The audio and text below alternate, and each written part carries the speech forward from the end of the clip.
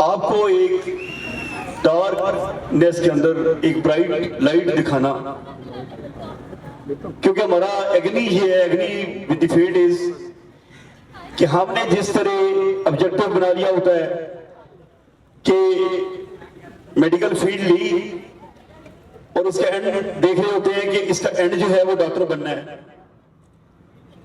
हमने engineering field ली और अगर भी हमारा ऑब्जेक्टिव होता है कि आई विल बिकम इंजीनियर, लेकिन होता क्या है कि जब आपकी स्टडी कंक्लूड हो रही होती है तो पता चलता है कि I am neither making the merit of MD CAT, और लेट वाले को और ई कैट वाले को पता होता है कि मैं इसका मेरिट ही नहीं बना रहा।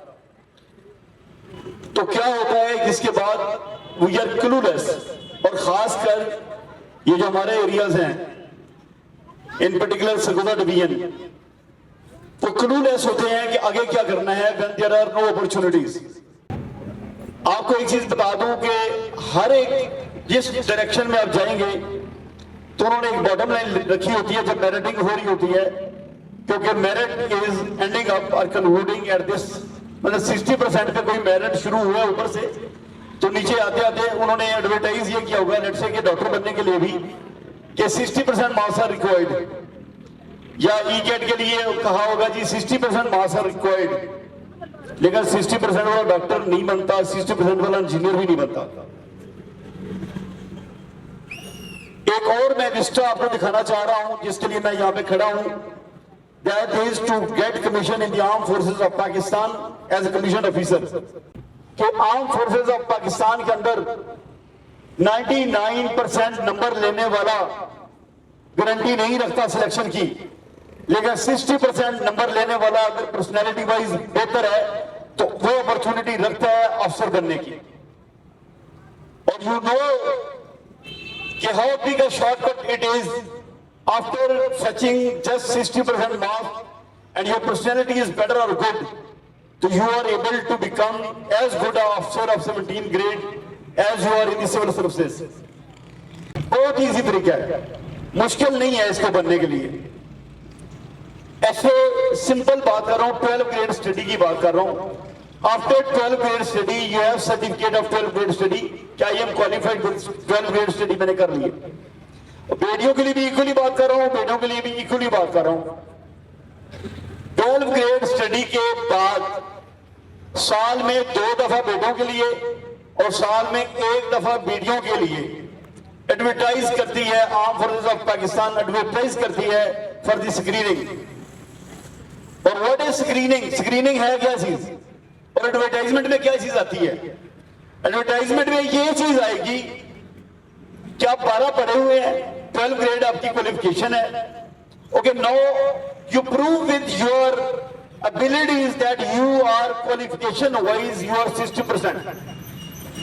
मतलब वो सर्टिफिकेट पे बिलीव नहीं करेंगे, सर्टिफिकेट आपकी क्रेडेंशियल को उन्होंने सच माना, उन्होंने एक्सेप्ट किया, लेकिन वो प्रूव करना चाहेंगे the way you have been through screening today.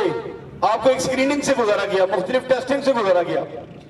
Same जो ISSB के बच्चों को एक टेस्टिंग से गुजारा गया, तो 50 नंबर का आपको एक पेपर मिला होगा जिसमें 10 इस्लामिक स्टडीज के हैं, 10 पाक स्टडीज के हैं, 10 जनरल नॉलेज के हैं, 10 की डिवीजन है, तो टोटल 50 मार्क्स बनते हैं। You explore any site, you study yourself online, you come and join STEM institute, you will find a refined way of getting accurate or a concerned education in the institution. Otherwise you will do it yourself at home. लेकिन यहां पर आपको guideline जो मिलेगी वो बेहतर guideline मिलेगी। इसके लिए आपने करना क्या है, सिर्फ 50 नंबर का उसको एकेडमिक टेस्ट बोलते हैं, 50 नंबर के एकेडमिक टेस्ट की तैयारी करनी है, और ये 5 subject at your disposal. Let's say कि मैथ, इंग्लिश, पाक स्टडी, जीके, एंड अगर किसी का फिजिक्स है जो अगर जाना चाहेगा, एरोनॉटिक में जाना चाहेगा या जीडीपी में फॉर दैट इंस्टेंस जाना चाहेगा, तो फिजिक्स ऐड हो जाएगी। ये टोटल 5 सब्जेक्ट पढ़ना कोई मुश्किल नहीं है। इन एकेडमिक टेस्टिंग के बाद आपने एक और टेस्ट से वहां से गुजरना है, that is called as intelligence test. आपको मैं आर्म फोर्सेस का मिजाज बता रहा हूं। मिजाज ये है कि जिस तरह आपका सीएसएस करने के लिए या पीसीएस करने के लिए आपको स्टडी में हाई डिग्री और हाई ग्रेड हाई ग्रेड तक पहुंचना पड़ता है क्वालिफिकेशन वाइज, यहां पर मैं एक चीज आपको बता दूं कि यहां पे ऑल टुगेदर आर्म फोर्सेस का पैटर्न ही डिफरेंट है। यहां की क्वालिफिकेशन पूरी की पूरी वो 3-4 कैटेगरीज में टेस्ट किया जाएगा उसको। आपकी क्वालिफिकेशन 1, क्या आप क्वालिफाइड है या नहीं है। सेकंड चीज आ जाएगी कि आपका टैलेंट कंपेटेबल है या नहीं है। तीसरी चीज आ जाएगी कि आप पर्सनैलिटी वाइज इतना अवेयर है, आपकी शख्सियत इतनी अट्रैक्टिव है, mean to say that practical है, that you are making a compatible course of action. अभी मैं और मिसाल देता हूं।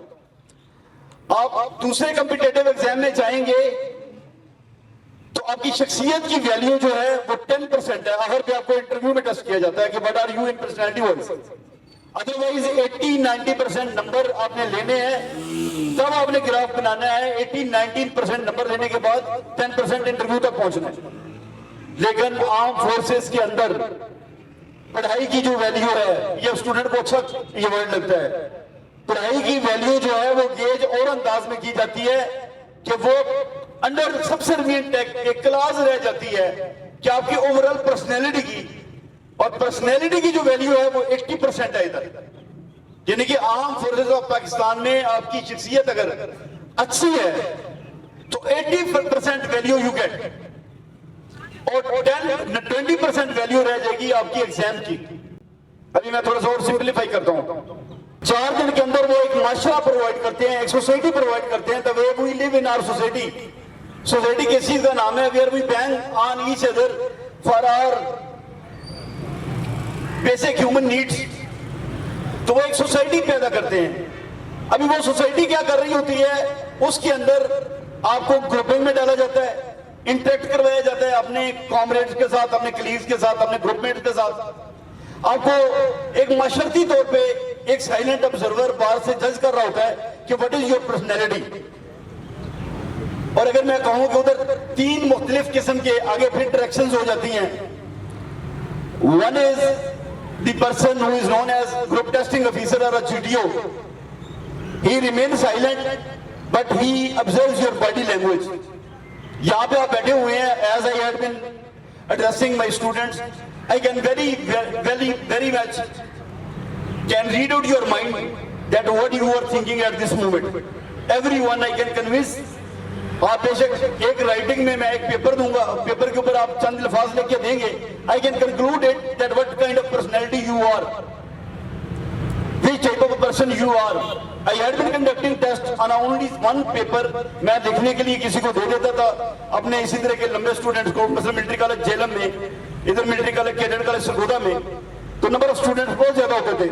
तो एक वो इंस्टीट्यूशन जिसने 4 साल पढ़ाया होता था, मैं उनको एक जस्ट सिंगल पेपर के ऊपर पूरी रीडिंग दे रहा होता था कि this kind of personality is this candidate.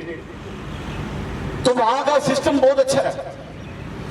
Group testing officer he is silent observer and silently observing your body language and putting you through different testing process and gauging your personality, observing you. दूसरा जो है selector जो है वो he is known as psychologist या माहिर नफ्सियात जिसको कहते हैं। माहिर नफ्सियात जो बैठा हुआ है वो आपसे इंटरेक्ट नहीं करता। He gives you a paper और आपको एक हॉल में ऑडिटोरियम में बिठा दिया जाता है और आपको कहा जाता है ओके अटेम्प्ट योर पेपर। आप पेपर अटेम्प्ट करते हैं और वो अपने टाइम में अपने ऑफिस में बैठ के पर्सनैलिटी के ट्रेड्स वो वही निकाल रहा होता है जो GTO पर बैठ के अकेला ऑब्जर्व करके आपकी पर्सनैलिटी के ट्रेड्स निकाल रहा होता है। तीसरा है जिसको known as deputy president, lieutenant colonel के ओहदे का बंदा होता है। उसका काम ये होता है कि वही is called otherwise as a interviewing officer. वो आपसे इंटरेक्ट करता है एक कमरे के अंदर, मैं मीन टू से हिज ऑफिस, इंटरेक्शन के अंदर वो जब बातचीत करता है तो वो भी वही क्वालिटी ट्रेड्स निकाल रहा होता है कि जो साइकोलॉजिस्ट अपने डोमेन में और जो जीटीओ अपने डोमेन में निकाल रहा होता है। At the end of 4th day selection process they sit together and study or read or spell out one by one the personality of the group which they have, और conclude करते हैं कि आज जो पर्सनैलिटीज आई हुई थी हमारे पास, शख्सियात आई हुई थी सिलेक्शन प्रोसेस से गुजरने के लिए, what they are. Let me tell you कि उनका जो ऑब्जेक्टिव है वो दैट इज कि to face a bullet in the battlefield.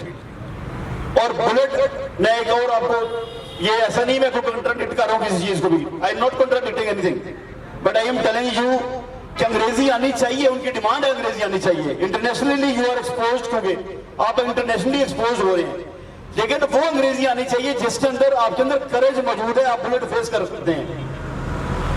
आपके अंदर बाकी वो सारी जो एक ऑफिस की रिक्वायरमेंट आनी चाहिए, लेकिन वेदर यू आर डिटरमिन्ड और not, unless you are responsible, you won't be able to fetch good marks। तो यहां पे मैंने 3-4 चीजों को जो जिक्र किया है, ये पर्सनैलिटी के वो ट्रेड्स हैं जो उनका फोकस है कि ये पर्सनैलिटी ट्रेड इसके अंदर मौजूद है या नहीं है। तो आपको एक चीज बता दूं कि आपको नहीं पता, I have at the back of my mind experience of ISSB, I had been selected over there as they have told you। Quad में मैं सेलेक्टर रहा हूं, इसी तरह के 1000 सभी स्टूडेंट्स काफी हैं 2006 से लेकर, जो पायलट होंगे, जो ऑफिसर्स होंगे, लेफ्टिनेंट कर्नल के होते कि मेरे स्टूडेंट हैं। मतलब उस वक्त से लेकर बॉडी लैंग्वेज ही ऑब्जर्व करता रहा हूं। लेकिन ISSB आपको बता दूं कि इतना माइनर भी, एक तो मजर साहब ने जैसे एक्सप्लेन किया कि CSS या कोई शॉर्टकट इधर नहीं है, तो किसी ने अगर आपको कहना है कि there is any shortcut available to get commission और to become commission officer of the armed forces of Pakistan, it's mean rule out this option. There is none iota of any doubt कि इट कांट बी। वहां का selector भी code होया होता है जिस time आपकी सिलेक्शन कर रहा होता है। अंदर की इन्वायरमेंट ऐसी रिफाइंड इन्वायरमेंट्स है कि जिधर किसी की एक्सेस ही नहीं है, जो आपको बाहर आके बोल रहे होते हैं कि मैंने फलां को, जनरल साहब को बता दिया या फलां को बता दिया, काम हो जाएगा, वो basically that is all lie, तमाम झूठ है। लेकिन एक चीज का आपको बता दूं कि मैंने रूरल एरिया के लड़के, बच्चियां और बच्चे सिलेक्शन प्रोसेस से क्विक सिलेक्ट होते हुए देखते हैं as compare to the cities. जाती लड़के, अभी आपको एक चीज आपको बताऊं कि ये जो हमारा एरिया बनता है, झेलम, सरगोदा, चकवाल, खुशाब वाले, ये इसको मार्शल बेल्ट बोलते हैं। यहाँ की वफा है, यहाँ के पानी खुश आप, यहाँ के पानी में भी वफा है, डिवोटेड लोग हैं, यानी ये मर जाएंगे और अपनी जगह से हिलेंगे नहीं। तो this what is the determination which I am explaining, what is the determination.